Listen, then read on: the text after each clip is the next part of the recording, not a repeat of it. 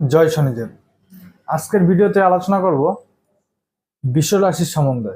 যদি আপনার বিশ্ব রাশি হয় তাহলে ভিডিওটি দেখতে পারেন, অথবা আপনার নাম রাশি দিয়ে বিশ্ব রাশি তাহলে ভিডিওটি দেখতে পারেন, অথবা আপনার বিশ্ব লগ্ন তাহলেও কিন্তু আপনি ভিডিওটি দেখতে পারেন। তো যাই হোক, আজকের বিশেষ আলোচনা তিনটি গ্রহ নিয়ে করব, সেটা হচ্ছে শনি, রাহু এবং কেতু। এই তিনটি গ্রহ নিয়ে আপনাদের সঙ্গে আলোচনা করব যে 2025 সালটা আপনাদের জন্য কেমন যাবে। প্রথমেই বলে রাখি প্রিয় দর্শক বন্ধুরা, 2024 সালের যে রেজাল্ট আপনাদের, তার তুলনায় 2025 সালে আপনাদের কিছু জায়গায় কিন্তু খুব খারাপ ফল দেবে এবং কিছু জায়গায় খুব ভালো ফল কিন্তু দিতে চলেছে। যেমন বৃহস্পতি আপনার রাশির উপরে বসেছিল এতদিন, সেই বৃহস্পতি আপনার দ্বিতীয় স্থানে যাবে।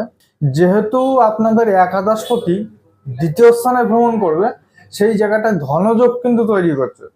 তো এই জায়গায় বলাই যায় যে আপনাদের ইনকাম সোর্স একাধিক জায়গা থেকে কিন্তু আসবে, একাধিক জায়গা থেকে আসবে, কিন্তু অর্থ আপনাদের ব্যয়ও কিন্তু করাবে। ব্যয় কেন করাবে? কারণ আপনার ভাগ্যস্থানে রাশির নবম স্থানে কিন্তু রাহুর ভ্রমণ। এই রাহুর নবম স্থানে রাহুর ভ্রমণ আপনাদের কিন্তু প্রচন্ড হারে অর্থ খরচ করাবে। অর্থ কিরকম ভাবে খরচ করাবে? অকারণে আপনাদের দৌড়ঝাঁপ বেড়ে যাবে, ছুটাছুটি করাবে। এবং সঙ্গে পিতার স্বাস্থ্য নিয়ে কিছু প্রবলেম দেখা দিতে পারে, প্রপার্টি নিয়ে কিছু ঝামেলা আপনাদের আসতে পারে, হওয়া কাজগুলি আপনাদের বাধা হতে পারে। এই প্রবলেমগুলো কিন্তু আপনাদের দেখা যাবে 2025 সালে। কেতু আপনার বসে আছে তৃতীয় স্থানে। যারা অনলাইনে বিজনেস করছেন, তো তাদের জন্য মোটামুটি ভালো। অনলাইনে বিজনেস করছেন বা বিদেশ রিলেটেড ব্যবসা করছেন বা জব করছেন, তাহলে আপনার জন্য বেটার, খুবই ভালো। যদি আপনি জায়গা পরিবর্তন করতে চান, তাহলেও কিন্তু আপনার জন্য ভালো।